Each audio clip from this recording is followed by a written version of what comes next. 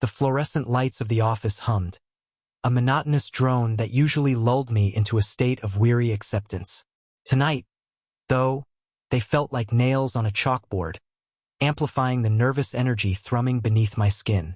The weather forecast had been ominous all day, and as I finally clocked out, the sky confirmed their dire predictions. A bruised, angry purple hung low, pregnant with a storm that felt apocalyptic. I hurried out, pulling my thin jacket tighter around me.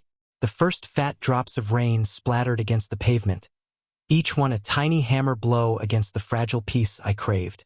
By the time I reached my car, the heavens had opened.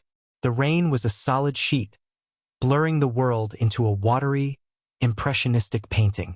The drive home was a white-knuckle affair. Visibility was abysmal, the wipers fighting a losing battle against the deluge.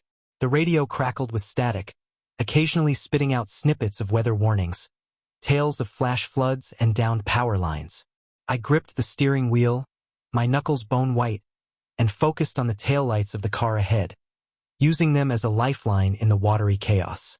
As I turned onto County Road 13, the familiar sense of relief that usually washed over me was replaced by a prickle of unease.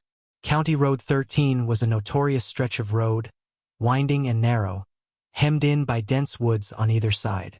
Even on a sunny day, it felt isolated, a place where secrets lingered in the shadows.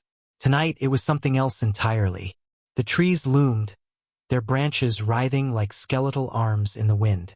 The rain intensified, drumming against the roof of my car with the force of 1,000 tiny fists. The road ahead was barely visible, the headlights cutting through the gloom like weak probes in a vast, inky ocean. Then I saw it.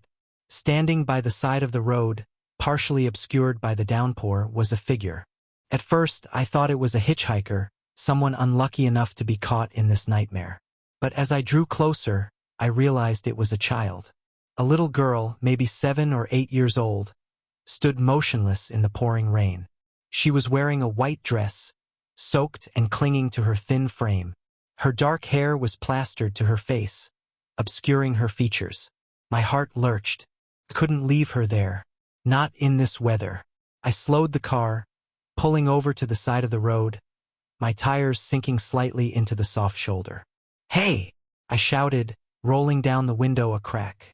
The wind ripped at the opening, pelting my face with rain. "Are you okay? Where are your parents?" The little girl didn't respond. She just stood there, her head bowed, her body trembling. I hesitated. Something felt wrong, terribly wrong. But the thought of leaving a child alone in this storm was unbearable. "Come on," I said, opening the car door. "Get in. I'll take you home." I stepped out into the rain, instantly soaked to the bone. The little girl finally lifted her head. As she did, a sob escaped my lips, a sound swallowed by the roar of the storm. Her face was blank, utterly, horrifyingly blank. Where her eyes should have been, there were only empty sockets, black and bottomless. Her mouth was a thin, bloodless line, stretched into a silent, ghastly smile. I stumbled back, slamming the car door shut. My mind screamed.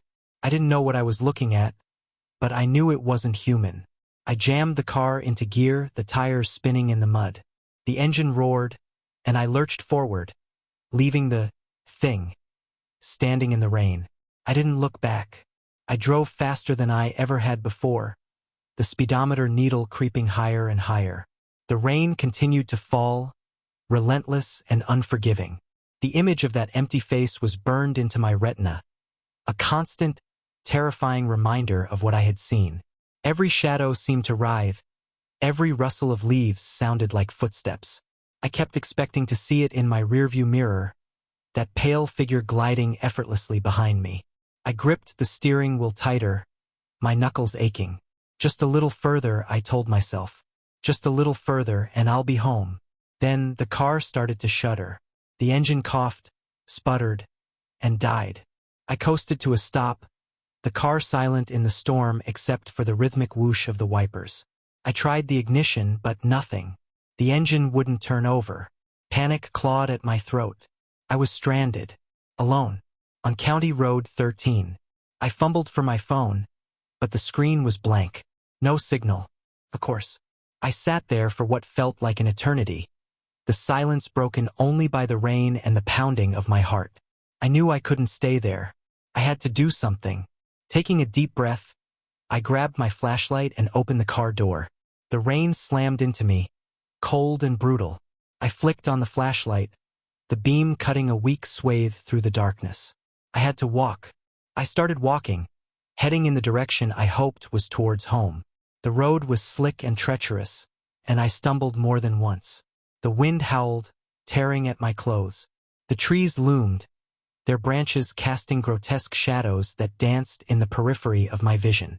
Every creak, every snap, every rustle sent shivers down my spine. I kept expecting to see it, that pale figure with the empty eyes. I walked for what felt like hours, my legs aching, my body numb with cold. Just when I thought I couldn't take it anymore, I saw it. A light, a single, warm light shining through the trees. Hope surged through me, a powerful, almost overwhelming force. I stumbled towards the light, my heart pounding with anticipation. As I drew closer, I saw that the light was coming from a small cottage, nestled deep in the woods. The windows glowed with a soft, inviting warmth.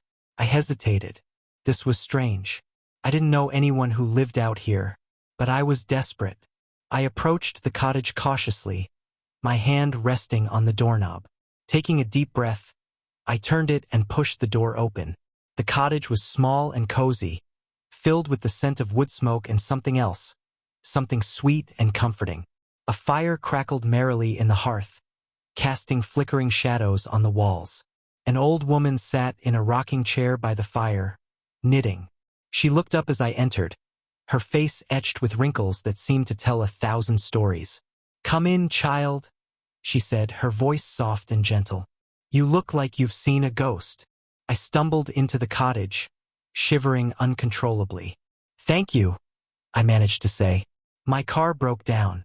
I was walking home." The old woman smiled. "Sit down by the fire. You need to get warm." I sat down on a stool by the fire, gratefully soaking up the heat. The old woman continued to knit, her needles clicking rhythmically. "It's a terrible night," she said. "The worst storm I've seen in years." "Yes," I said, my voice trembling. "It is." I didn't tell her about the little girl. I couldn't bring myself to speak the words.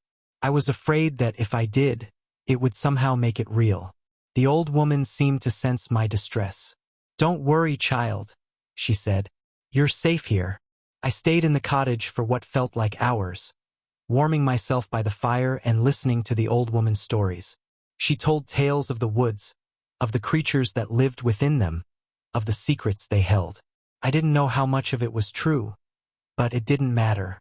Just being there, in that warm, cozy cottage, felt like a sanctuary.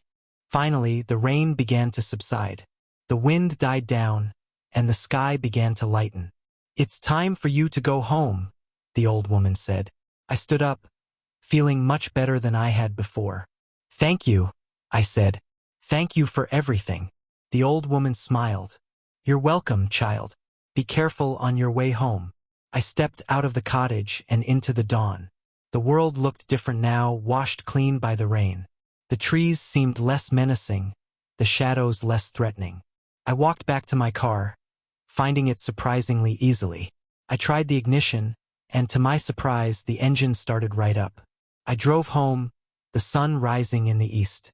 As I turned onto my street, I felt a wave of relief wash over me. I was safe. I never saw the little girl again. I never saw the old woman's cottage again. I never even found County Road 13 again, despite driving the same route to work every single day. It was as if the entire night had been a dream, a figment of my imagination. But I know it wasn't. I know what I saw, and I know that sometimes the woods hold secrets that are better left undisturbed. I still work the same job, still drive the same route.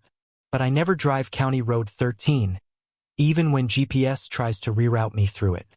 And every time it rains, I can't help but feel a prickle of unease, a lingering sense of dread, because I know that somewhere out there, in the dark heart of the woods, she might still be waiting. standing in the rain, smiling with empty eyes.